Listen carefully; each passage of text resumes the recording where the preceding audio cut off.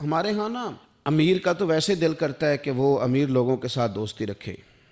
ان کے تو ویسے ہی بڑے مسئلے ہیں بیچاروں کے، انہوں نے اپنے کام نکلوانے ہوتے ہیں. تاجروں کو کچھ سیاستدانوں سے ربط رکھنا پڑتا ہے.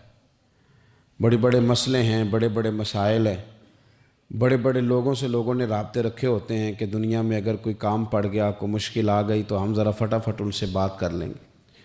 یہ تو معاملہ اپنی جگہ پہ قائم ہے کہ تاجر نے، سیاستدان نے، بڑے لوگوں نے بڑے لوگوں سے ربط بنائے. لیکن اب کمزوری اس طرح کی آتی جا رہی ہے کہ غریب بھی غریب سے دوستی نہیں کرتا. غریب بھی ڈھونڈتا پھرتا ہے کہ کوئی امیر آدمی ملے، کوئی تگڑا آدمی ملے. وہ بھی منت کر کے فوٹو کھنچوائے گا تو کھنچوائے گا کسی رئیس کے ساتھ. غریب بھی پسند نہیں کرتے کہ ہم غرباء کے ساتھ پیار کریں. ہمارے دائیں بائیں بہت سارے ایسے لوگ ہوتے ہیں جو کمزور ہوتے ہیں، اور میں نے دیکھا ہے کہ زندگی میں تو خیر کرنا دور کی بات ہے، جنازے تک میں لوگ نہیں جاتے. اس میں بھی دیکھتے ہیں کہ کوئی امیر آدمی ہو تو پھر ذرا دوڑ کے، کوئی سیاسی قد کاٹ والا ہو تو سارے آگے بڑھ بڑھ کے چہرے دکھاتے ہیں. اس کے بچوں سے ملتے ہیں کہ صاحب میں آیا ہوا ہوں، میرا ذرا خیال کرو، میں پہنچ گیا ہوں. وہ خیال کرتے ہیں کہ ہم پہنچ جائیں، ہماری شرکت جو ہے وہ شمار کر لی جائے. تو میرے عزیز، اکثریت ہم نے یہ دیکھا ہے کہ غریب کی تو نماز جنازہ کا مسئلہ آ جائے نا غریب کی، تو جو کہ سادہ آدمی ہے، کوئی سیاسی سماجی کاٹ نہیں، تو جنازے تک لوگ خیال نہیں کرتے. حالانکہ میرے نبی پاک علیہ السلام نے تو فرمایا جنازہ ایک مسلمان کا دوسرے مسلمان پر حق ہے. اس میں کوئی آپ کا سماجی رابطہ ہونا ضروری نہیں، کوئی سیاسی قد کاٹ ہونا ضروری نہیں. یہ تو ایک مسلمان کا دوسرے مسلمان پر حق ہے، اور حق اچھے طریقے سے ادا کرنے کی کوشش کرنا چاہیے. حدیث پاک سنی، حضرت ابو امامہ بن سہل بن حنیف رضی اللہ تعالیٰ عنہ حدیث کے راوی ہیں. اس حدیث کو امام نسائی رحمۃ اللہ تعالیٰ علیہ نے نقل کیا ہے. ارشاد فرماتے ہیں کہ اطراف مدینہ کے گاؤں میں سے ایک عورت بیمار ہو گئی. مدینہ کے ارد گرد گاؤں تھے، ان میں سے ایک عورت بیمار ہو گئی. بڑی مفلس تھی، غریب عورت تھی. نبی پاک صلی اللہ علیہ وسلم نہ اکثر اس کے بارے میں دریافت کرتے کہ بتاؤ اس بوڑھی اماں کا کیا حال ہے.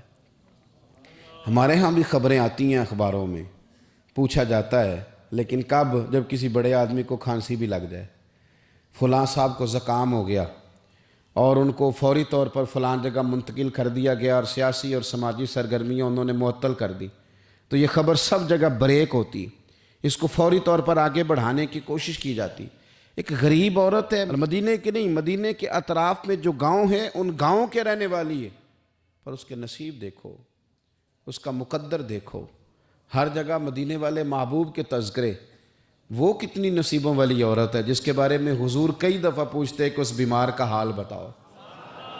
بظاہر اس کا کوئی سیاسی، سماجی، مالی قد کاٹ نہیں، لیکن یوں لگتا ہے کہ اس کا قد حضور کی تیمارداری کی برکت سے جب نبی پاک نے اس کا پوچھا ہوگا تو یوں لگتا ہے اس کا قد آسمانوں کے برابر چلا ہو گیا، آسمانوں کے برابر چلا گیا ہوگا.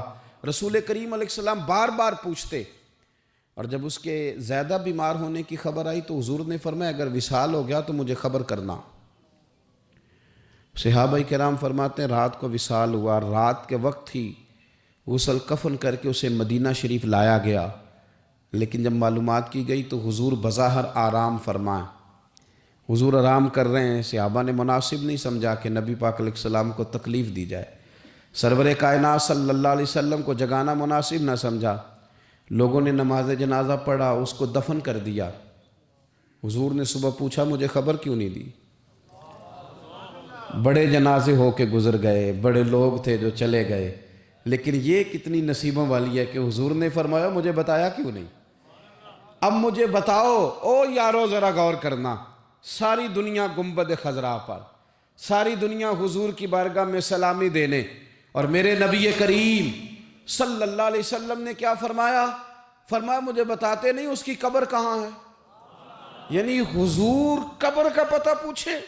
محبوب حضور تو ویسے کسی جگہ قریب سے گزر جائے نا تو اعلیٰ حضرت فاضل بریلوی فرماتے ہیں وہ جس سمت آ گئے ہیں کوچے بسا دیے ہیں، وہ تو علاقہ ویسے ہی مہک جاتا ہے، بس جاتا ہے. حضور قبر کہاں ہے؟ اس کا کوئی سیاسی قد کاٹ ہے؟ یہ کوئی بہت بڑے قبیلے کی ہے؟ حضور نے فرمایا دیکھو غریبی کو اعزاز اس طرح دینا، یہ میرا اسوہ حسنہ ہے، اس طرح غریبوں کے ساتھ سلوک کرنا، پھر غریب مایوس نہیں ہوں گے، پھر غریب خودکشیاں نہیں کریں گے، پھر غریب اپنے آپ کو معاشرے سے کٹا ہوا محسوس، کہاں ہے اس کی قبر؟ یا رسول اللہ اس قبرستان میں یہ قبر ہے، یہ میرے نبی پاک کا اعزاز ہے، یہ حضور کا اعزاز ہے۔ ویسے تو دوسرا جنازہ جائز نہیں، اگر وارث جنازہ نہ پڑھیں تو پھر دوسرا جنازہ پڑھا جا سکتا ہے، لیکن حضور تو وارث ہے نا اپنی ساری امت کے۔ تو نبی پاک قبر پہ کھڑے ہوئے، فرمایا بناؤ صفے، میں دوبارہ جنازہ پڑھانا چاہتا ہوں۔ ایک دیہات میں رہنے والی مفلس عورت، ایک دیہات میں رہنے والی غریب عورت، وہ بی بی کہ جس کا کوئی بظاہر لمبا چوڑا نام نہیں، کوئی بڑے القابات سے پکارا نہیں جاتا، حضور نے 4 تکبیروں کے ساتھ امام نسائی نے لکھا ہے دوبارہ جنازہ پڑھا ہے، اور لوگوں کو بتایا کہ اس طرح کر کے اگر تم غریبی سے پیار کرو گے نا، ان کی مہک نے دل کے غنچے کھلا دیے ہیں، وہ جس راہ چل دیے ہیں کوچے بسا دیے ہیں۔ اور کیا خوبصورت انداز ہے فاضل بریلوی کا، کہنے لگے کہ میں مجرم ہوا کا مجھے ساتھ لے لو، کہ رستے میں ہیں جا بجا تھانے والے۔ حضور آپ مہربانی کریں، ایک دفعہ تشریف لائیں، میرا بازو پکڑ کے مجھے گزار دیں۔